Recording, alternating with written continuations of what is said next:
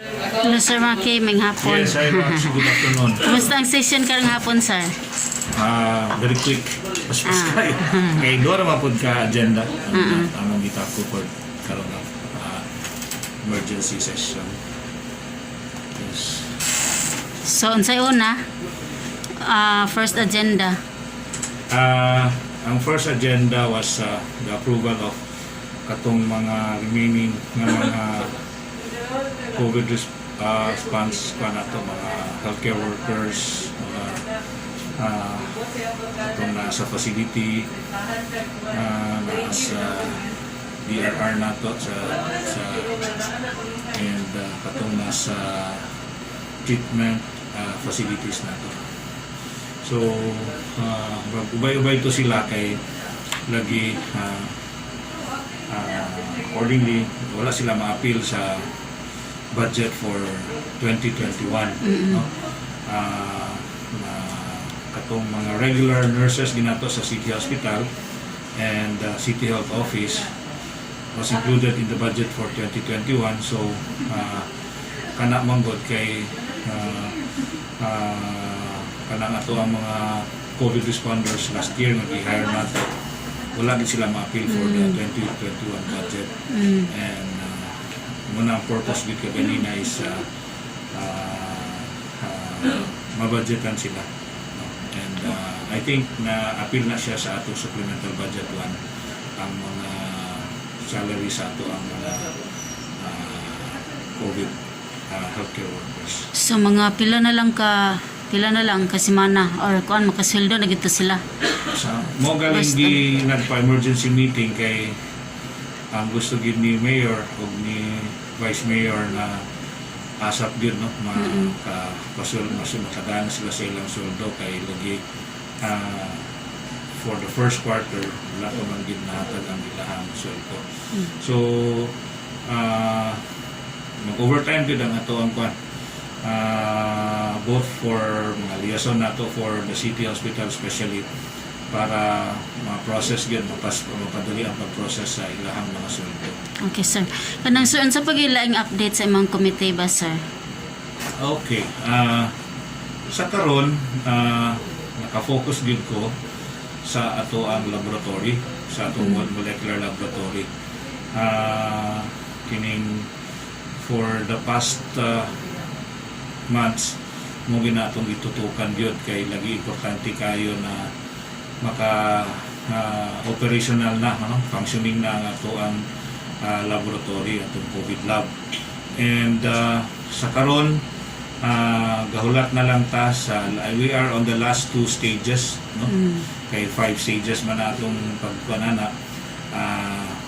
Mag-take na lang og exam og test ang ato ang proficiency testing, ang ato ang mga personnel din ha.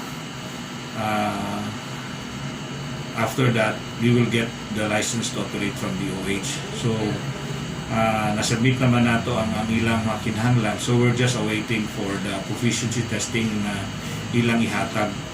Dayon, if all will pass the proficiency testing, we will be given, I think, 24 hours ko no, yung resulta nila, mahatag na din nila ang atong LTO. Muna ang ato ang update. And another update po sa City Hospital po, we now have a new kabalumantang OIC nato, Dr. Daguman. And maayo kay siya, no? Proactive kay ni si Dr. Daguman. And usa sa among gitagaan gitaron nga attention po is functional na po ang atong bagong hemodialysis unit, no? Or hemodialysis center nato. Kay ongoing pa man ang kaning pag-set up ni sa kay niabot na ang ato ang siyam kabuok ka mga bagong hemodialysis machines, no? And complete with the lazy boy chair and so among gitan-aw kay daghan kaayo waitlisted nga kinahanglan i-dialysis. Kay sa karon we only have 3 existing dialysis machines.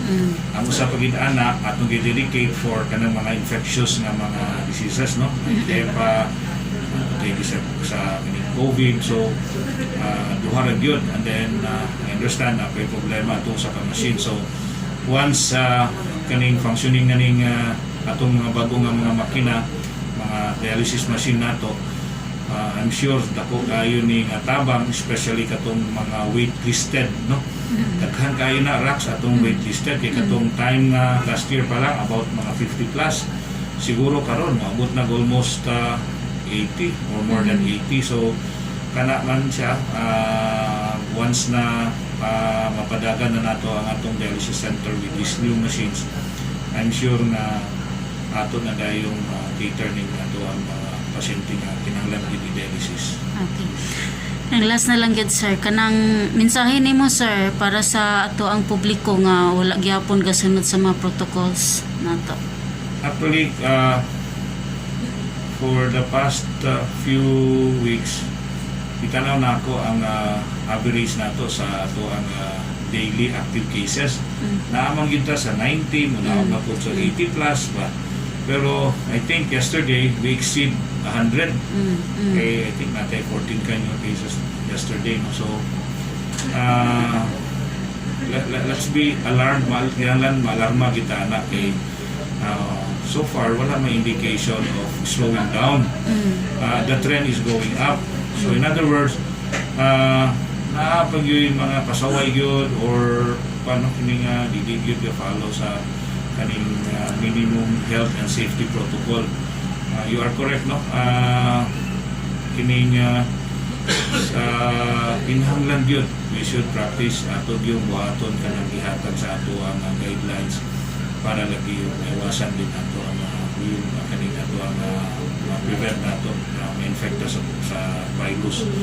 Ikaduha, nagsugod naman ang ato ang vaccinations for senior citizen.